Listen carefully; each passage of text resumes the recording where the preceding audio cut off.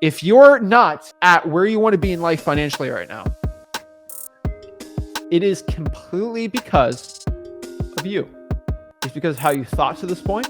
It's because of what you've done to this point.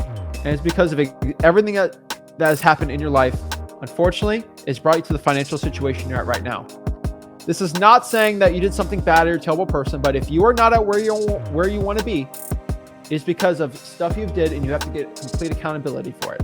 God, man, I'm ready to move on from this. I'm still upset about it though. But so last week, yeah. So I was talking to Rick about it last week. What would have been my first deal got pretty much torn down by a third party, unfortunately. And realtor? It was yeah, I mean, had to be. But I mean, this dude, I kind of was looking at his Instagram, whatever. This dude sells like multi-million-dollar homes, whatever. He's got his Ferrari on his page, whatever. But I'm whatever. So dude wanted me to put down $10,000 as a deposit, and I wasn't doing that. And the seller was just like, oh, whatever he says, I'm gonna go with, he's got my best interest. I trust him. And I tried working around it. I tried explaining to her why I didn't want to do that, and it was just unfortunate because I think she was just very gullible, just do whatever he wanted. And so, I mean, I guess my question is like, how do you overcome that EMD objection? Because even like that's just unreasonable to me. I would have thought maybe a couple thousand, but he wanted me to put down $10,000. The price we had agreed on was $445.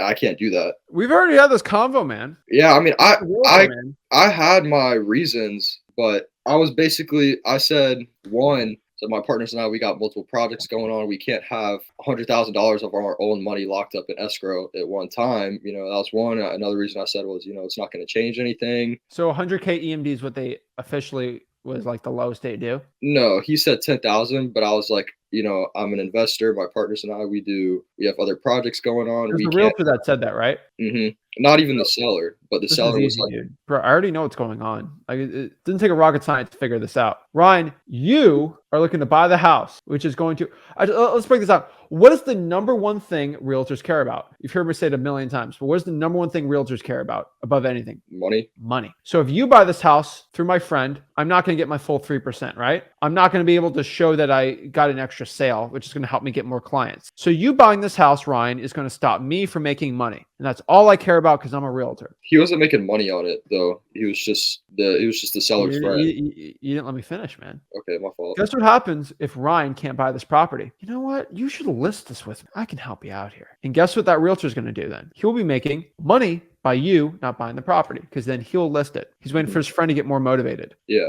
And so this all comes down to money. And you are the one thing stopping this broke realtor from making money. And so they gave you a $10,000 EMD. They're trying to stop you. That's it. Yeah. So this is why we don't deal with on-market properties when you don't have the EMD for it. It was off-market though. It's got a realtor on it, man. Yeah. If there's a gatekeeper of a realtor, it's pretty much considered on-market in my eyes. It's not on-market, but there's a realtor as the gatekeeper. Yeah, it might as well have been. You're not sorry. Let's do it direct to seller. Okay, direct to seller. Fine, that's better. Yeah. But Ryan, now you're getting the problem where you're hanging up on one deal, and you know why most wholesalers hang up on one deal? Because they don't have other deals in the pipeline. Mm-hmm. Plenty of fish in the sea, bro. Yeah. Don't get caught up on the person that's treating you like trash. Yeah, and I'm trying, man. It's still in the back of my head a little bit because I haven't got my first deal yet, and I was really close to it, and it was also my first appointment, and it's your first one. We got to they're treating you like trash. On to the next one. Yeah. So kind of goes to my next question so I got my list. And I'm pretty sure this is normal, but I just wanted to confirm it. But let's say on a list of 200-300 people, only like 20%, if that, even answer. And it's really frustrating because obviously I'm not going to, I want to move on list. Sorry. What list? Driving for dollars. Okay, so about 20% answer? On average. You know how you can double that to 40? How? Call it again?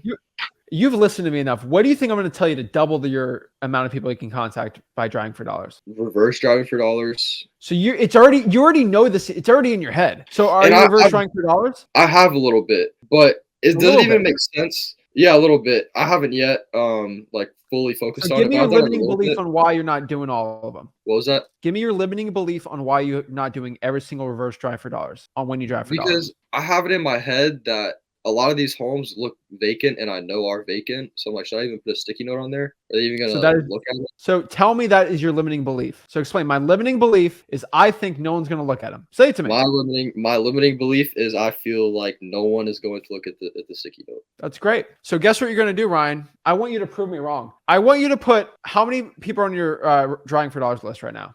I have multiple different lists, but I got about 1,000 right now. All right, let's do 500 drawing for dollars leads and shake your head before you put everyone like Zach is so stupid and wrong. Just say that before you slap it on, and then get back to me in a month and tell me how many calls you get back. And if it's 0, then I will say, Ryan, I am an idiot. You are right. But guess what's going to happen?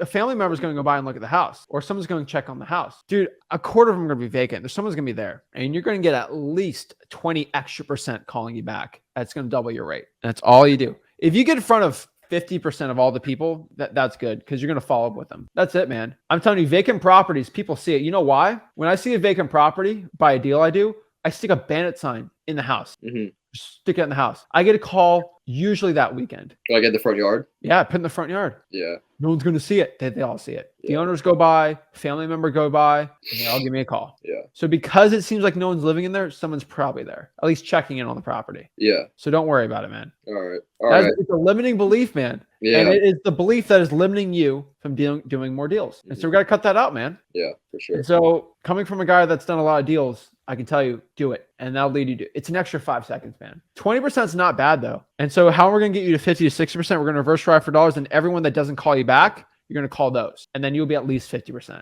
Okay. All right.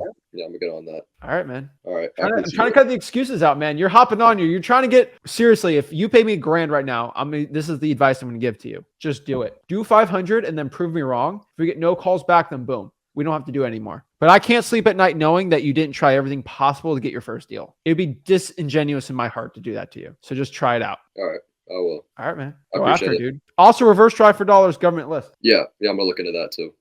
I got No. You ain't gonna look into it.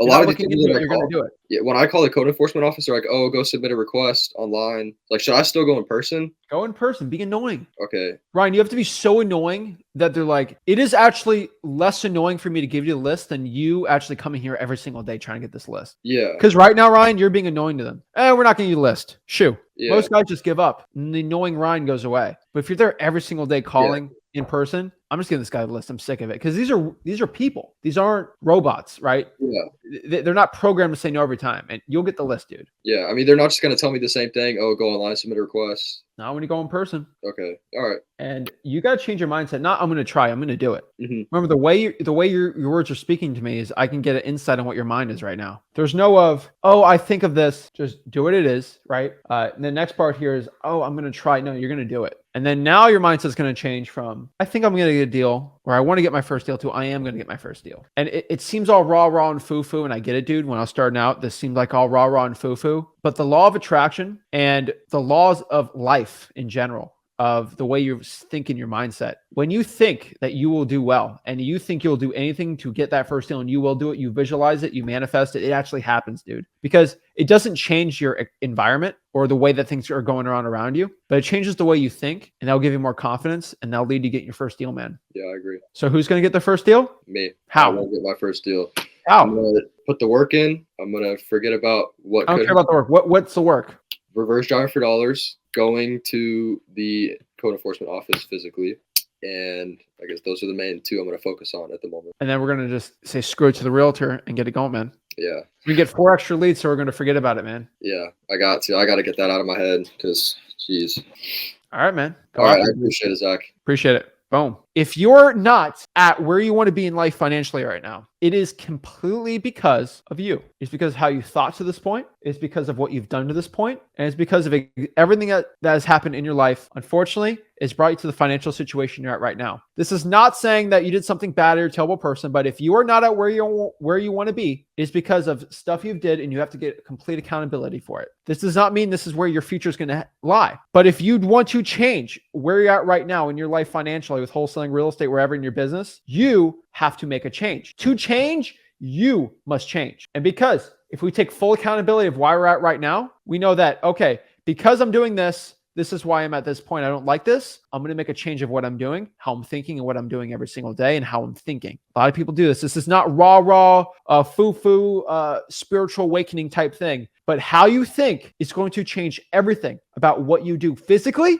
financially, and mentally. So remember, guys, we only have a few moments in life that we can be alive and live our dreams, right? And guys, you got to live life to the fullest. And so if you want to make that financial change for yourself, go out here and commit to making that change yourself. I don't care if it's losing weight, being a better wife or husband, being a better father, being a better mother, being a better wholesaler. It all starts from making that change in the mind and just committing to yourself that I'm going to change. It all stems from the words you say. Hey, I want to get a deal. Hey, I'm going to get a deal. I should check that. I'm going to do that. Go out here and do it. So I can't really help you out on the other ends of that. I can help you financially. And that's what we're going to talk about today. Maybe mentally a little too, but just go to freewholesaling.com. Hop on to our announcement tomorrow. It'll be really fun. And do it, guys. Let's get it. So guys, make sure you guys hit that like button, subscribe, go to freewholesaling.com, and excited for the announcement. Appreciate it, guys.